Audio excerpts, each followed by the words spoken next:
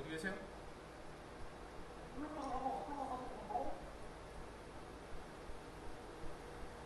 저도 모르는데 배워보질 않아서. 교육이 문제인가요? 당신은 안다는 듯이 말하는데. 누가?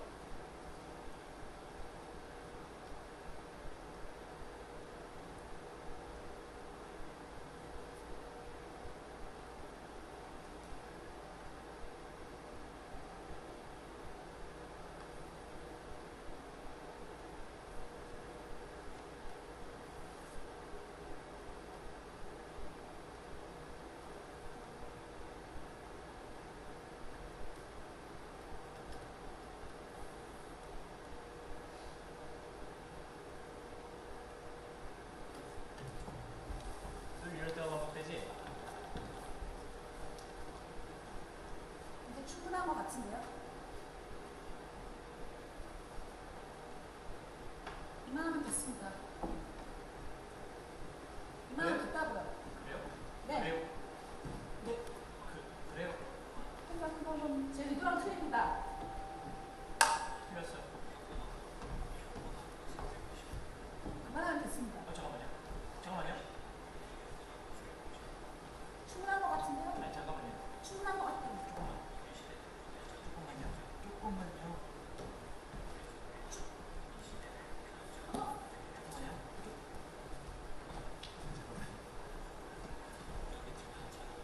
충분하다고요. 충분한 것 같습니다. 입력해주세요.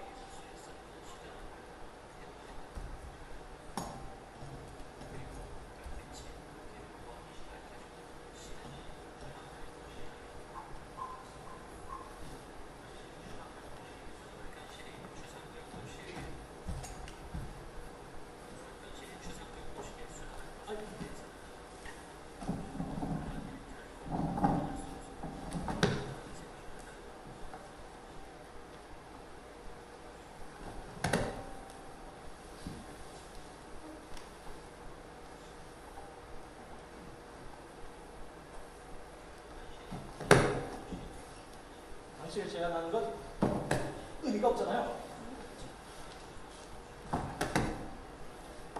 지금 나누는 거예요? 나누자는 거예요?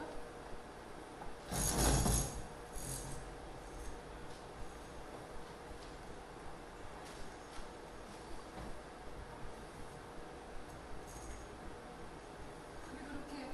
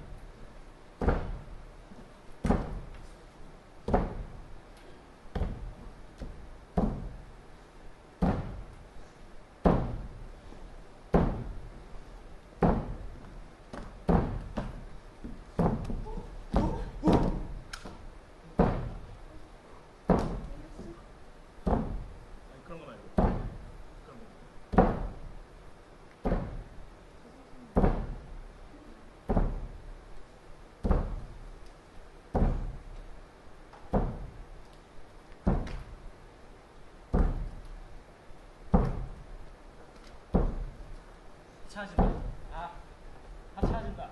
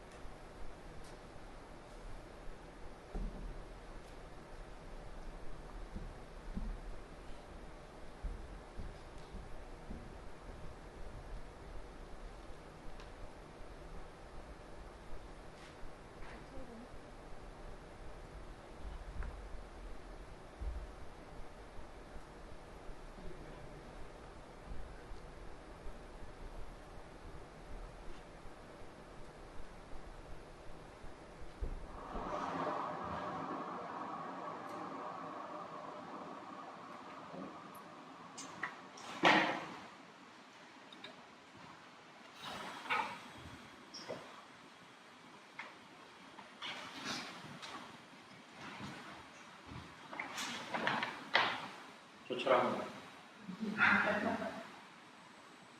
몸으로 걸어간다는 것은 우리가 몸과 관계없다고 여기는 비난과 현상을 굳이 몸으로 재구성 또는 전시해보려는 저로서 여전히 막연한 시도입니다.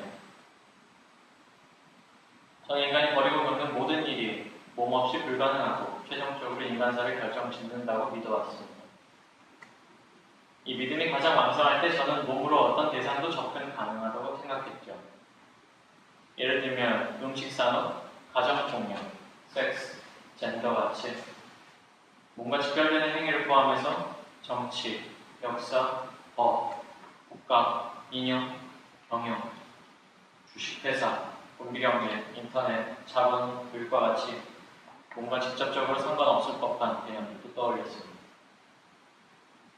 이들의 공통점은 모두 단 몇 음절의 언어이자 관념으로 취급된다는 점과 실제로는 굉장히 많은 요소들이 함께 작용한 현상이라는 겁니다.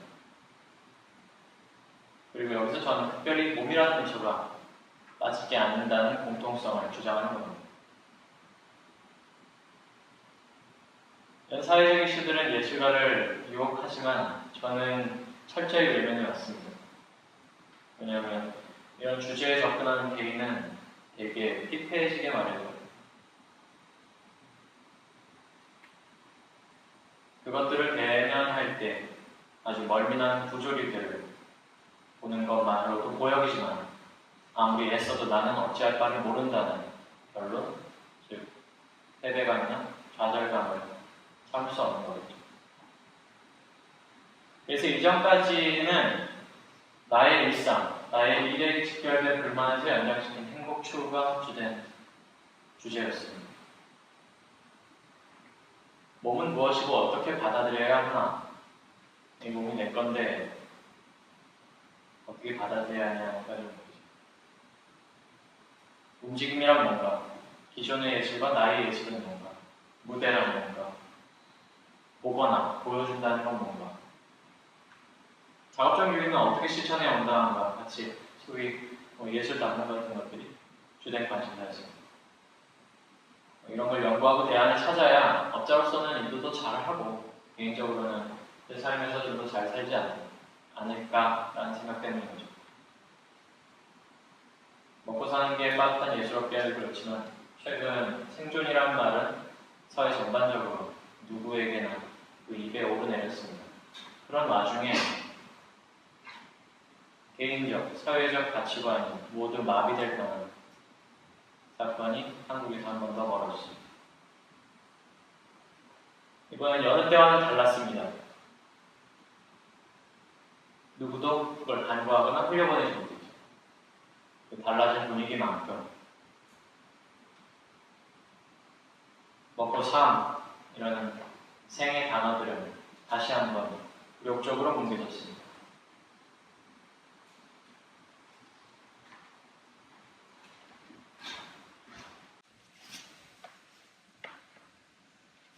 안녕하세요. 저는 장현준이라고 합니다.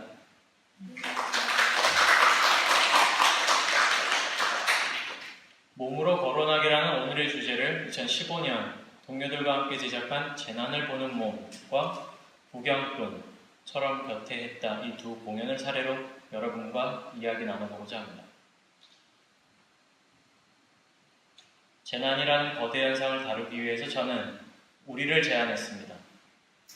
작곡가, 영화감독, 조형작가, 건축가, 무용가, 그리고 공연은 그 외에 더 많은 분들의 도움으로 이루어졌죠. 짐작하시다시피 거기서 저의 목표는 몸으로 재난에 접근하는 것이었습니다. 제 주장이 아니어도 재난이 엄연히 몸으로 완성된 것임을 그간 충분히 절감하셨을 겁니다. 단순한 분류로 재해는 자연현상에 의해 피해를 입은 것, 재난은 화재, 붕괴, 환경오염, 생화학적 사고 등 인간의 잘못으로 사람이 죽거나 생명 유지를 위한 환경이 극도로 위협받음을 말합니다. 그러니 단순히 말해서 뭣도 아닌 인간의 잘못으로 이 몸이 돼졌다는 거죠. 그리고 몸이 죽었다는 건 사람이 죽었다는 것.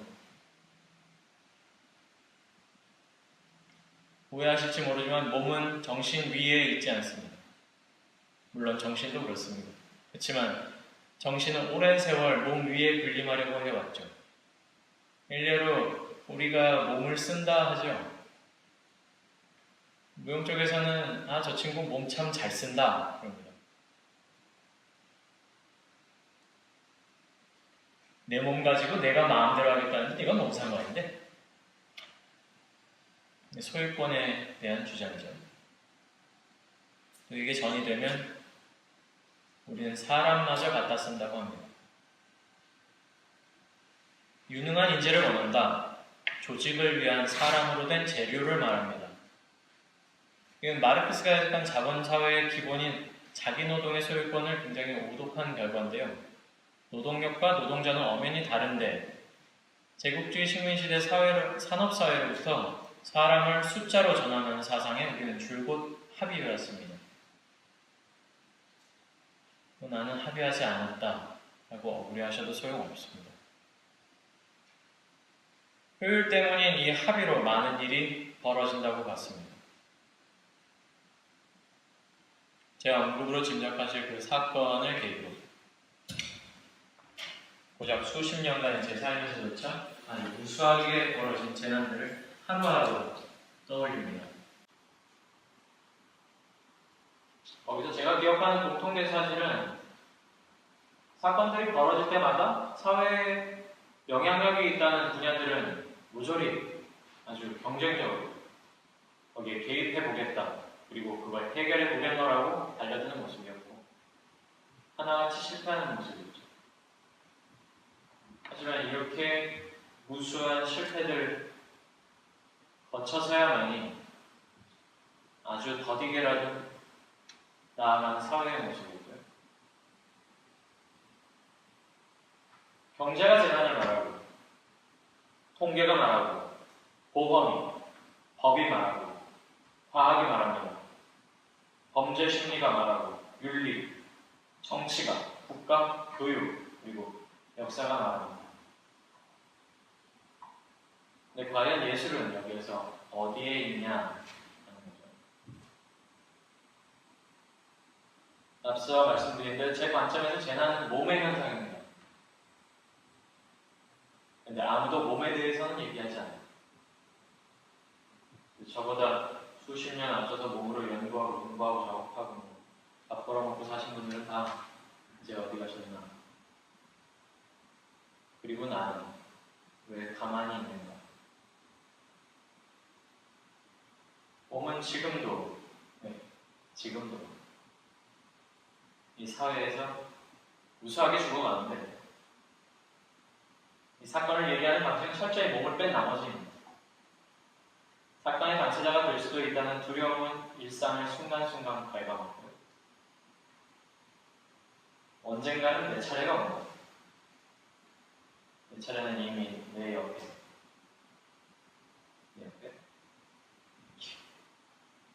썼을 수도 있다는 추측입니다.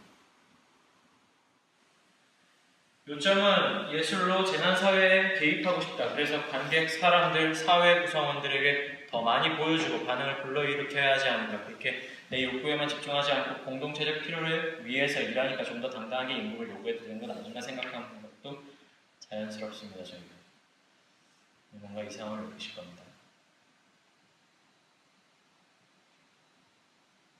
제가 보고 들은 이전의 공연들이 재난사회에서 효과적으로 침투해 작동한다는 인상은 받지 못했습니다. 그러니 작업을 하기도 전에 저에게 목표와 방향이 생깁니다. 지난 작업들을 답습해서는 안 된다. 굳이 이 이슈를 지금 다시 건드리는 나름의 이유를 표명해야 된다. 더 많은 사람들이 관람해야 된다. 일단 보고 싶게 만들어야 한다. 보고 싶다는 기대치를 충족시켜줘야 된다. 돈을 낼 만한 볼거리를 갖춰야 된다.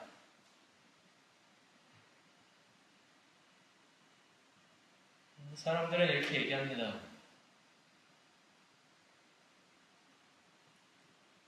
제발 예술로 뭐가 될 거라고 생각하지 좀 마. 흔히 너만 힘들잖아. 뭐 계몽하고 싶어? 그걸 보고 사람들이 극장 밖으로 나가서 걸기할 것 같아? 예술이 뭘 할 수 있어? 거기 개입하고 싶으면 자원봉사를 나가. 기부를 하던가. 그럼 작업을 해. 그럼 뭐 살풀이라고 해야 할까요? 위로나 제의적인 접근 말고는 예술은 실효성 있는 접근을 할 수가 없나. 개입할 자격조차 없나. 그렇잖아요. 다들 실패하고 틀려먹는 중이들. 끊임없이 개입하는 그 사람들은 제껴두고 예술은 왜 하지도 못하게 하냐 이거죠.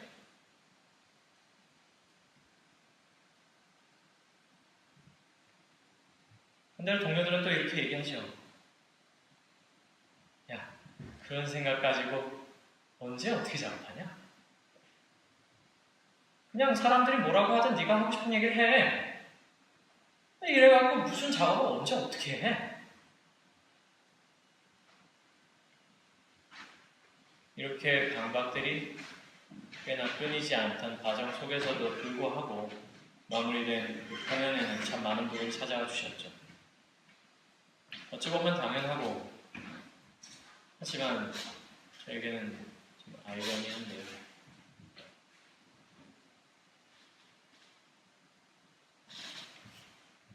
춤이나 한번 출까요?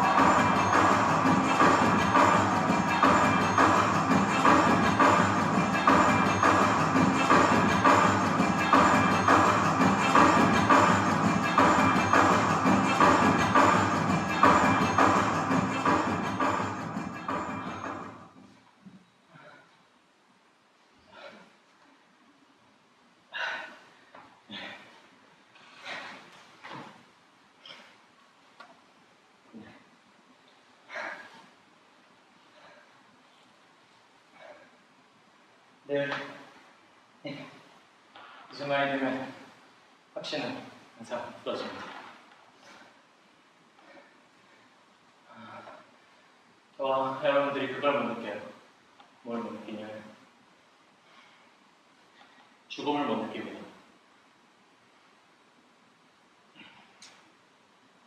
이게 춤이건 아니건 상관없습니다. 하지만 제가 이걸로 너무 살아있죠. 그리고 여러분들은 너무 가까이에서 저를 봅니다.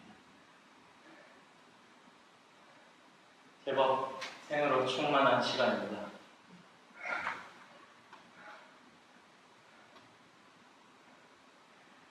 여러분도 저도 지금 본인이 재난을 겪을 거라는 상상을 할 수 없습니다.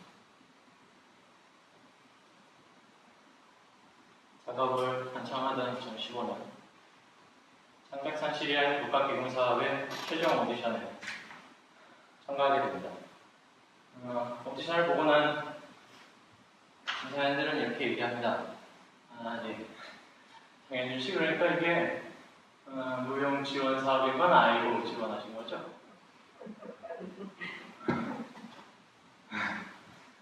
그러니까 이게 서류와 면접 심사를 통해서 얻어진 기회로서 작업을 해석들에게 보여준 것인데, 다른 질문들은 다 제게 맞고 그렇게 물어보니 그냥 백지가 되는 머리에 아무 기억 없이 그 자리를 나오게 됐군요.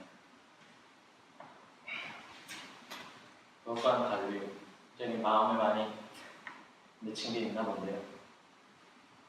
그 중에 하나는 그래, 우리가 춤을 못 췄다 치자. 그럼 당신들이 얘기하는 춤은 뭐예요? 당신들은 춤을 정할 수 있어? 나도 춤 추고 싶어. 나 춤 좋아해. 근데 그것만 생각하면 아무것도 출 수가 없는 걸 어떡해. 당신들 그 앞에서 춤출 수 있어? 라고 얘기하지 못한 것과는 반대로, 아주 반대로. 그러니까 저희가 춤을 못 췄죠. 그러니까 그렇지만 저희가 이 공연을 관객들에게 보여줘야 할 이유가 있습니다. 그러니까 제발 떨어뜨리지만 말아주십시오 라고 읍소하지 못한 게 마음에 들었습니다.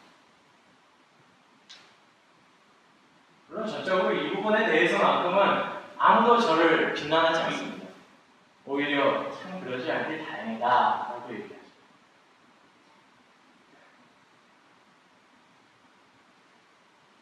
그들을 설득하지 못했다거나 심사에 떨어졌다는 결과가 아니라 저의 자업적 신념을 실천하지 못한 데 문제가 있는 겁니다.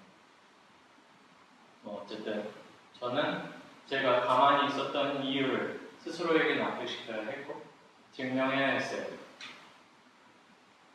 그 사건 이후에 오랫동안 가만히 있었던 이유죠.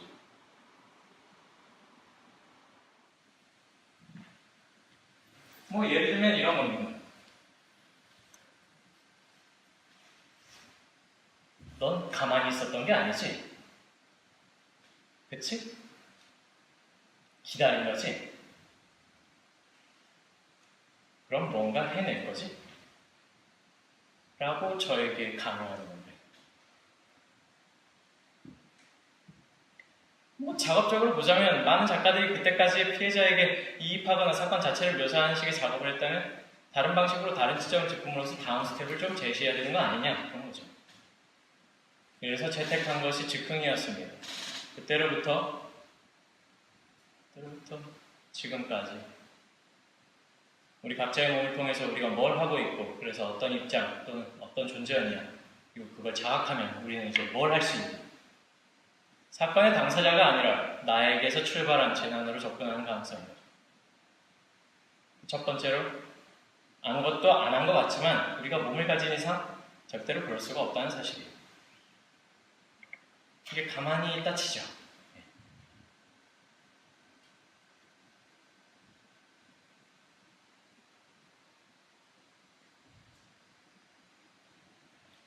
제가 눈 깜빡이는 거 보이시죠? 동공은 제가 인식하지 못하는 만큼 속도로 아주 빠르게 흔들립니다. 물론 숨은 계속 쉬어지고 심장과 허파는 들락날락합니다. 갈비뼈는 수축과 팽창을, 이어가고요. 그게 전이 되면 어깨가 움직입니다. 어깨 위치가 달라지면 팔꿈치 위치가 달라지고 팔꿈치 위치가 달라지면 지금 책상 위에 놓인 이 손바닥의 접지면이 달라집니다. 자운동은 계속되고요. 오늘 밤이나 내일 아침 우리는 화장실에 가게 될 겁니다. 그러면 가만히 있고 싶어도 가만히 있지를 못해요. 그럼 뭔가를 했다는 건데 뭘 했냐? 계속 쭉 지켜봐 왔다는 거죠. 그리고 제가 수천, 수백 명 되는 사건의 당사자들보다 월등히 많은 다수라는 점.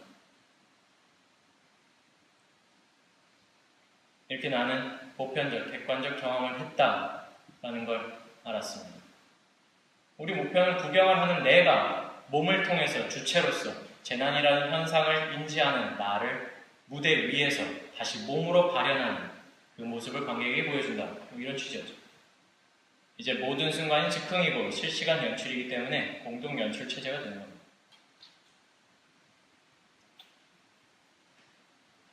근데 이게 얼마나 어려운지 잘 몰랐던 거예요. 내가 겪지 않고도 보기만 했는데 뭔가 느낀다는 것. 느낀다는 건 감각인데 감각은 몸이죠. 그러면 경험을 했다고 볼 수가 있는데 그 후에 내 몸은 어떤 상태가 되냐? 그 몸이 스스로 상상을 하고 그 상상에 반응을 해요. 몸 안에서 막 사건을 일으키는 거죠. 겪지도 않은 사건의 징후를 느끼는 거예요. 아무 이유 없이 두리번거리게 된다거나 심장이 빨리 뛴다거나 서있지도 못할 정도로 다리가 후들거린다거나 식은땀이 납니다. 이게 사실이에요. 근데 이게 즉시 기화가 돼버려요.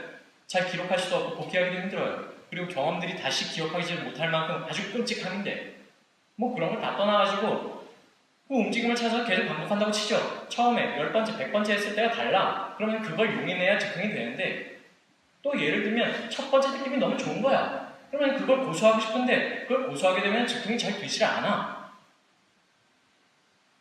이게 뭐가 안 되는 거예요.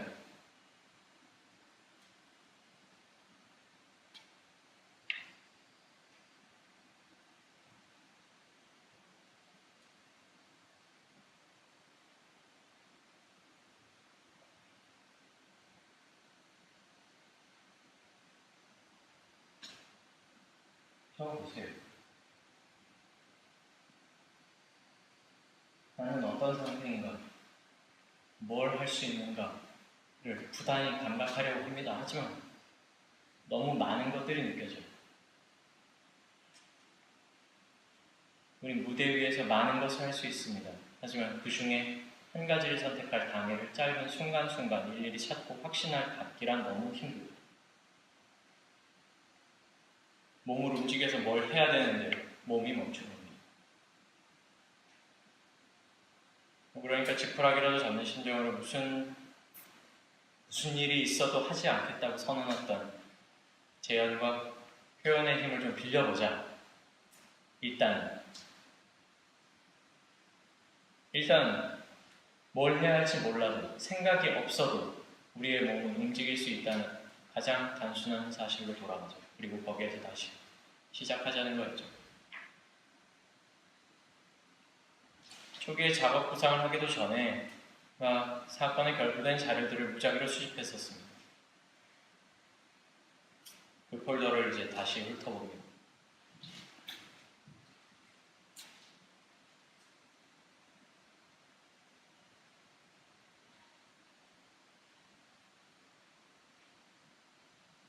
저런 몸들이 있습니다.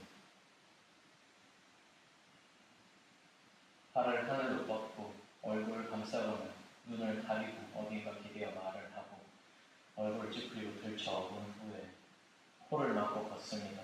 어딘가 모여있고 바닥을 더듬으며 누군가는 들쳐엎고 하늘로 손을 뻗고 우측 받으며 어디론가 걸어가고 입을 크게 벌리고 눈을 크게 뜹니다. 어디를 또 앉아 바라보고 가만히 떨어집니다. 얼굴을 감싸고 누군가를 들어 올려 이동시킵니다. 손을 포개죠.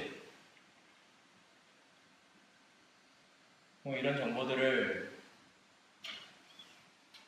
가지고 의미를 빼서 동사만을 놔줍니다. 그거를 몸에 막 대입을 해보는 건데요. 치아를 확인합니다.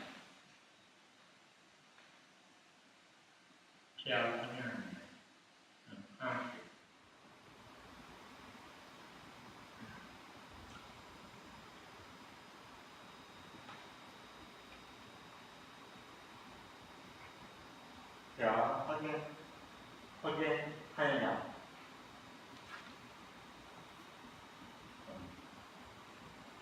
시작을 하면 앞면을 모은다.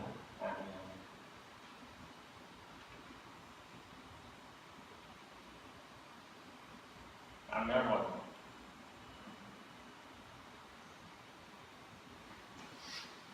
얼굴을 담는 거.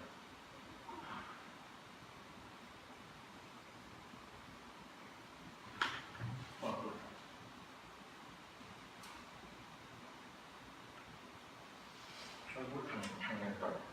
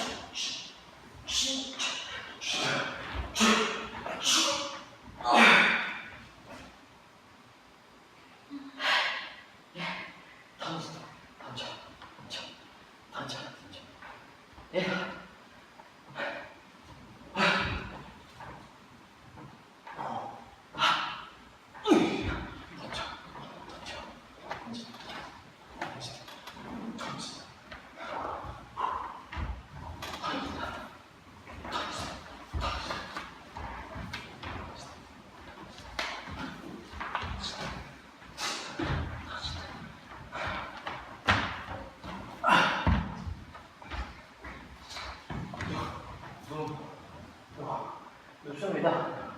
누워. 누워. 아무 의미가 없어요. 누워. 누웠다.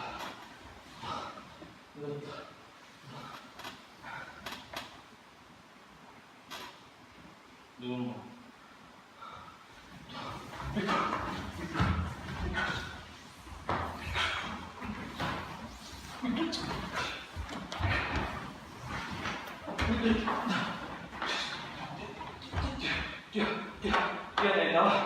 뛰어내다가 멈춰.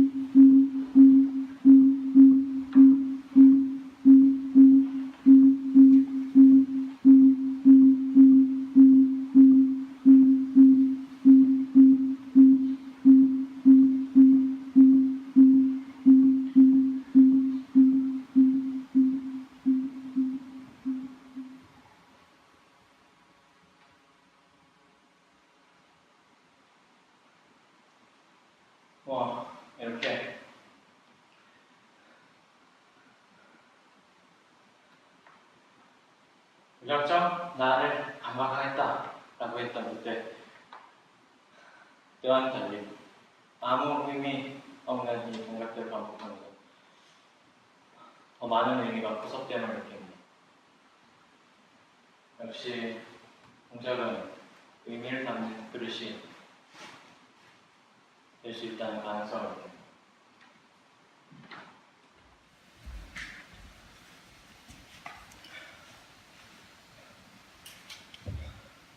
동작들을 보여드렸다면 이번엔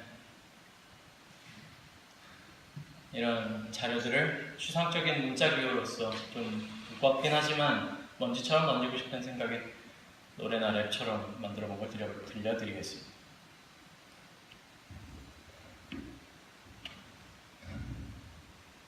끝없는 아이들은 또 끝없는 아이들은 또 끝없는 아이들은 끝없는 아이들은 끝없는 아이들은 끝없는 아이들은 끝없는 아이들 끝없는 아이들 끝없는 아이들 끝없는 아이들 끝없는 아이들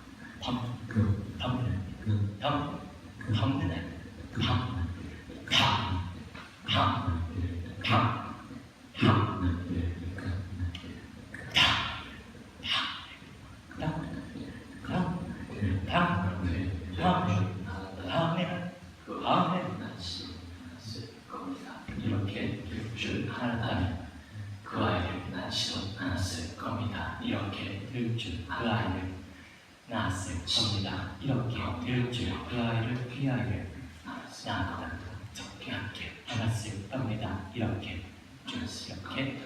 될 줄 알았다면 이렇게 낳았을 겁니다. 이렇게 알았다면 낳았을 겁니다. 이렇게 그 아이를 이렇게 당연히 낳았을 겁니다. 이렇게 저 아이를 이 아이를 될 줄 알았다면 낳았을 겁니다. 이렇게 될 줄 이 아이를 낳았을 겁니다. 이렇게 낳았을 겁니다. 이렇게 그 아이를 낳았을 겁니다. 이렇게 그 아이를 이렇게 낳았을 겁니다. 이렇게 낳았을 겁니다. 이렇게 될 줄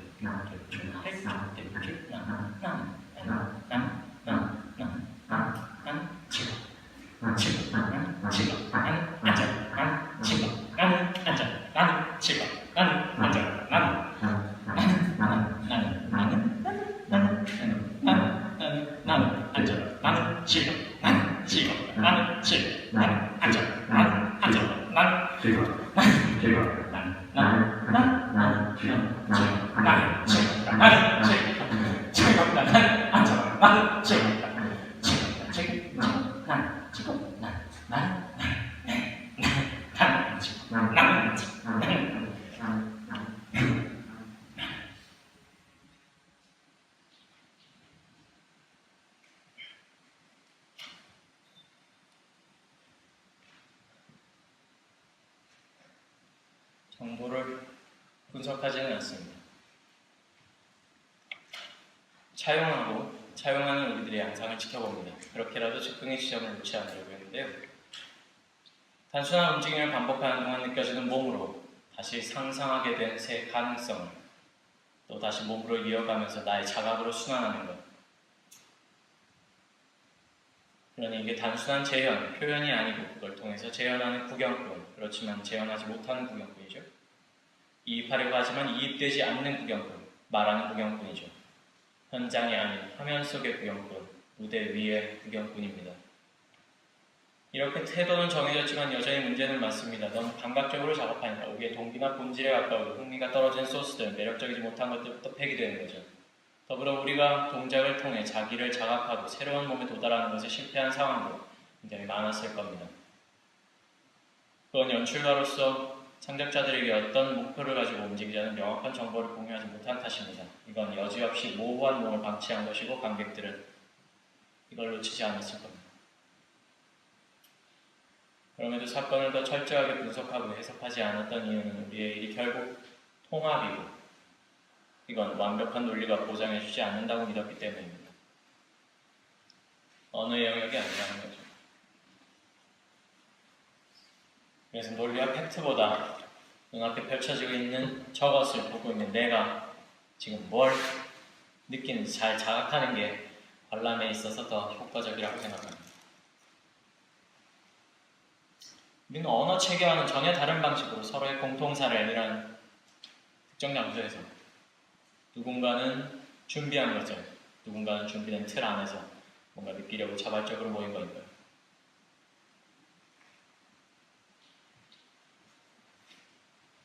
돈 얘기를 좀 하겠습니다. 아까부터 이상하게 끼어들잖아요. 뭔가 해내야 된다. 동료, 관객, 사회, 최소한 날 위해서라도 뭔가 완성해야 된다는 강박. 이게 계속해서 상존합니다. 이 혼란을 해결하지 못하고 결국 동료들의 고통을 안겼습니다. 저는 구경꾼을 통해서 특정 자본이 아니라 관객 자본이 예술을 순환시키는 사례를 경험하고자 했습니다. 예술가들은 특히 국가나 기업 같은 특정 자본이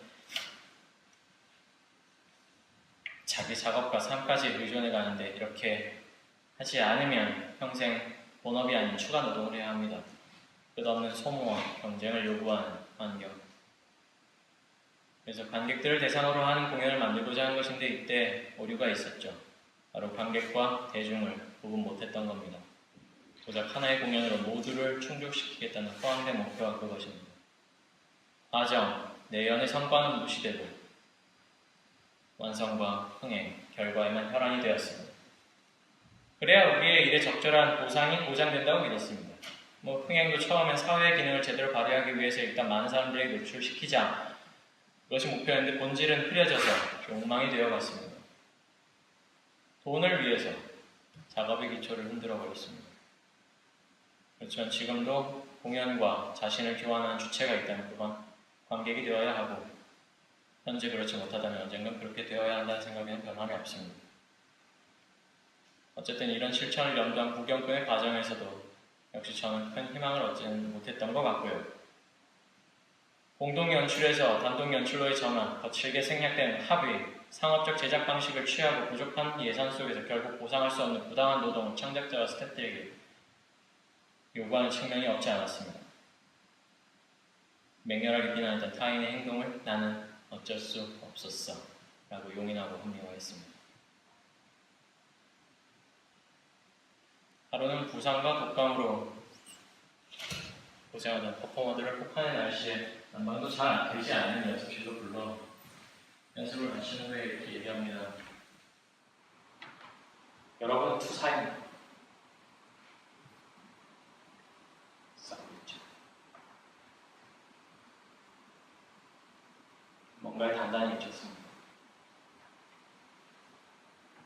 이게 60, 70년대 민주진영에서 행해시던 투사 만들기 같은 건데 시위에서 공문실에서 주워가는 동료들을 바라보면서 이렇게 생각했다고 고백합니다. 진정 당신이 죽기를 바랬다. 그렇게 이 땅의 민주주의에 강렬한 공화화된 사망, 자신들의 정의를 위해서 어느 누구의 희생이라도 당연하게 강요하는 이중인격, 철저한 모순을 제가 몸소 실현했습니다.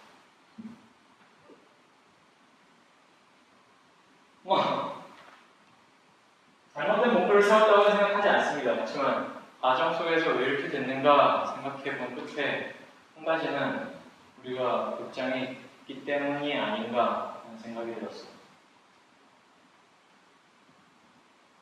제가 얘기하는 극장은 공연이나 예술 전반을 이야기하는 것 같은데요. 단단히 자본에 편입된 극장입니다. 예로부터 이런 극장은 그리고 예술은 이미 틀이고 괴물입니다. 그 틀에 저를 맞추려고 하는 순간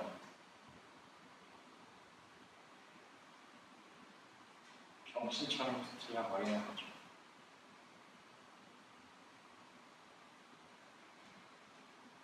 어쨌든 예술은 어디에서든 가능합니다. 이제 그걸 접하려면 누구든 어디서든 그렇게 할 수 있는 환경이 거의 되었고요. 하지만 여전히 작업자들 그리고 관객들은 극장에 들어오고 싶어 합니다. 이런 측면에서 제 노력은 몸으로 돈의 편입하기이기도 했습니다.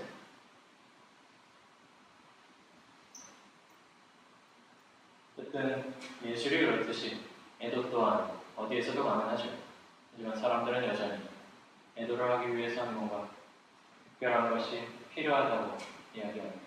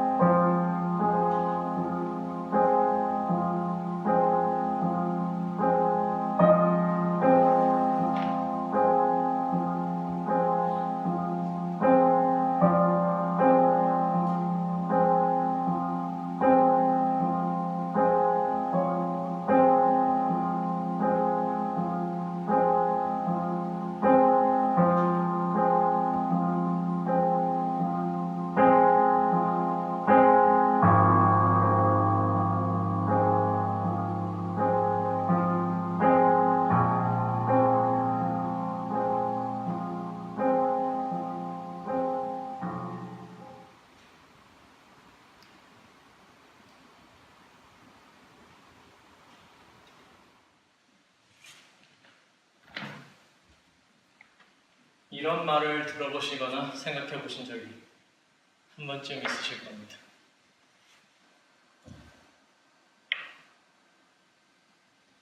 이 판국에 춤이나 추고 앉았네. 그래서 기분이 좀 나빠서 말을 좀 바꿔봤는데 이 시국에 장사하고 앉았네. 이 판국에 회사나가 일하고 앉았네. 나라가 있고라는데 공장 돌리고 자빠졌어? 이 정도 되면 춤이 아니라 사람이 할 수 있는 게 어렵죠. 그럼 얘기를 한 번 더 바꿔보겠습니다. 이 시국에 장사나 하고 앉아있네. 장사를 하다가도 애도를 하고 길을 걷다가도 하고 수업을 받다가 TV를 보다가 자지러지다가도 하고 클럽 가서 술 마시다가 부비적거리다가도 하고 애 보다가도 하고 타자 치다가도 하고 이렇게 하면 되는 겁니다.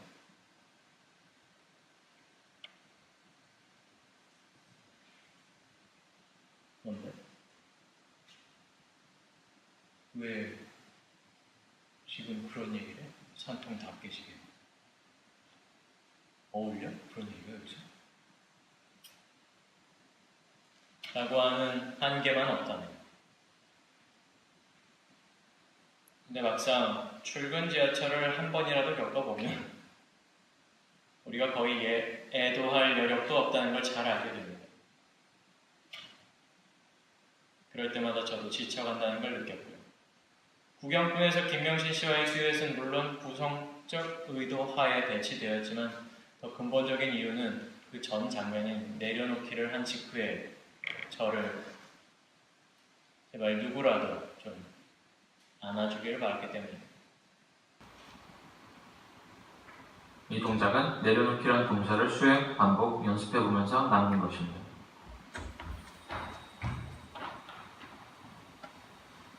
우선 나는 팔꿈치와 손바닥, 손가락을 접고 펴서 손쉽게 내려놓기를 할 수 있었습니다.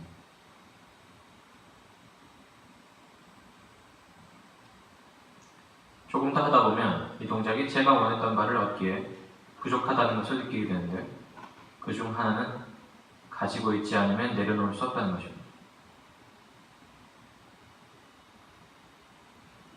그 후에는 거머쥐거나 들어올린다는 것에 집중하므로 손가락, 손바닥, 팔꿈치에서 어깨까지의 움직임의 성질이 변합니다.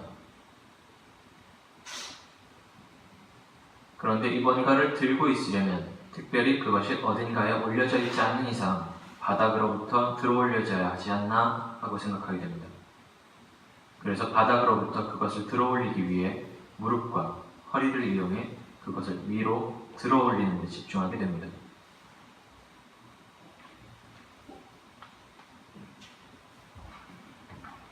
아직 불충분합니다.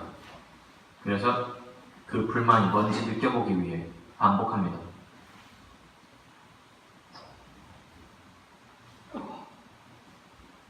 실제 상황에서 이 동작을 하게 될 누군가는 내 몸의 근거와 같이 이걸 들어올리고 일어서기를 아무 저항 없이 손쉽게 할 수 있을까? 아니다. 그들은 자신이 들어올려야만 하는 그것 앞에서 이렇게 쉽게 그것을 가뿐히 들어올리고 일어설 수가 없다. 그것을 본 순간 몸에 힘이 풀리고 주저앉을 것이며 그것을 어찌할 줄 모르고 바라보다가 감싸다가 그 절망감에 상실감에 박탈감에 그것을 보고 몸을 자유롭게 가누지도 못하게 될 것이다. 만약 그것을 들어올려야만 하는 그 순간에도 그들은 쉽게 그것을 하지 못할 거다. 자신이 그것을 들어올려 취해 주어야 할 정해진 목적과 그 미래를 그들은 아직 인정할 수 없을 것입니다. 인정할 수가 없습니다. 받아들일 수가 없습니다. 아직 현실로 느껴지지 않습니다.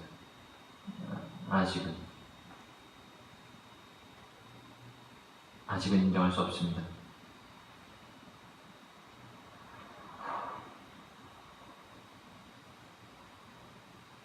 이해가 되질 않습니다. 그래도 눈앞에 그것은 움직이지 않는다는 사실 하나로 그들은 알 수 있습니다. 그러니 더욱 일어날 수 없습니다. 일어나긴커녕 더 깊은 바닥 밑으로 자신을 끌어당기는 무게만을 느낄 거예요. 안 그래? 거기서 자신을 들어올려주는 것은 오직 빠르게 불규칙해진 가슴의 박동과 짧아진 들숨뿐이야. 자신을 초단위로 들어올리고 다시 들어올릴 거야. 그 들어올려짐은 언제 그칠지도 알 수 없는 그것입니다.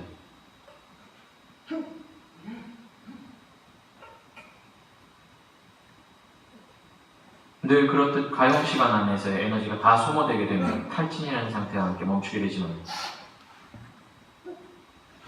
그러면 그것을 들어올리기는커녕 자신이 들어올려지는 상황이 될 거야. 이렇게.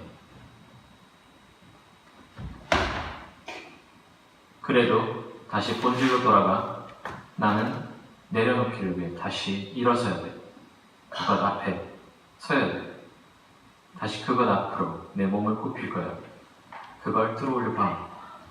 그걸 내려놓고 바닥에도 내려놓아 또 내려놓아.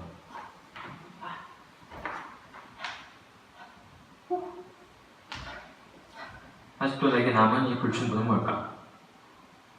내가 이때 동작으로 이 많은 말들을 꺼집어낸 그제서야 내가 알게 된 것 보자. 내가 내려놓을 수 있는 이유는 결국 이 손을 쥔 것이 없다는 것이야. 결국에는 내가 잃을 것이 없기 때문에 내려놓을 수 있다는 것뿐이야. 한 가치가 걔들과 나를 확장해서 걔들에게 나를 이입하지 못해. 우리 사회는 우리 파편화하지. 서로의 감정을 느낄 수 없을 뿐만 아니라 옆 사람이 나처럼 감정을 가지고 있는지조차도 모르고 솔직히 관심도 없잖아. 나를 버려야 감정이입을 할 수 있는 건데 난 나를 버릴 수 없고 지금도 못해. 내가 버릴 것이 없으니까 이렇게 흉내 정도는 낼 수 있는 거겠지. 행동하는 건 손해잖아? 그래서 말이나 생각 정도만 해. 잃을 게 별로 없으니까. 나는 잃을 것이 없어서 놓을 수 있을 뿐이야. 나는 잃을 것이 없다고 생각하니까 놓을 수 있을 뿐이야. 나는 잃을 것이 없다고 생각하니까 놓을 수 있을 뿐입니다. 그런데 이제 내가 바라는 건 내 스스로 내려놓기를 그만두길 바라게 된다면 그게 너무 늦지 않기를 바랄 뿐이야.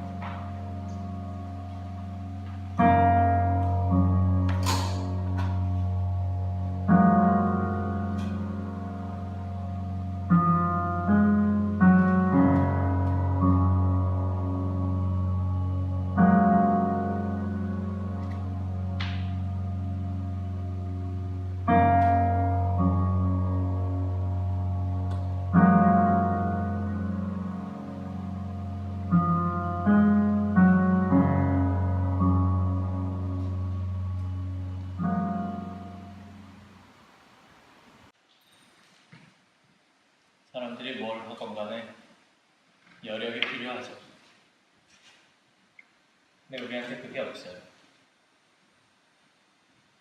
재난 이전에 없었던 게 그걸 겪고 난다고 해서 생겨날 리가 없죠. 그래서 누군가는 힘을 줘야 되는데 분명히 예술이 오래전부터 그 기능을 해왔을 겁니다.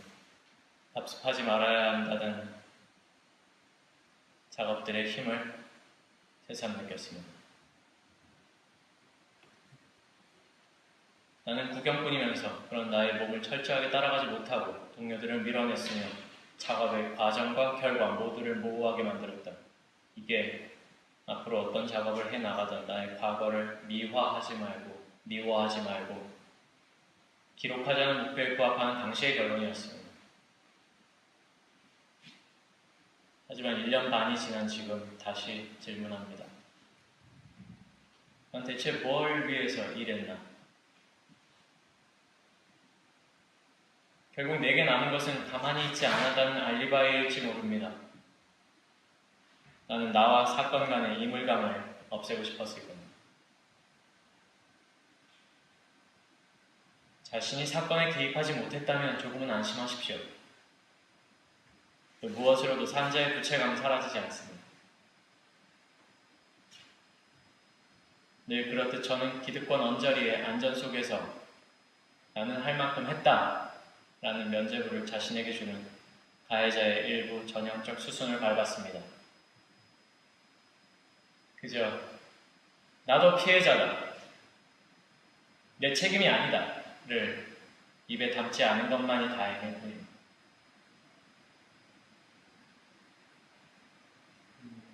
지금은 작은 일들을 합니다. 동료들을 만나기 전에 나의 소리를 듣고 쌓은 결과 내 기억보다 훨씬 많은 정보를 수집하고 발생시켜 왔다는 사실, 잘했든 잘못했든 그 사실을 되짚어보기로 합니다. 고의와 망각 그리고 무지로 누락시킨 나의 역사에서 제외시킨 과거입니다.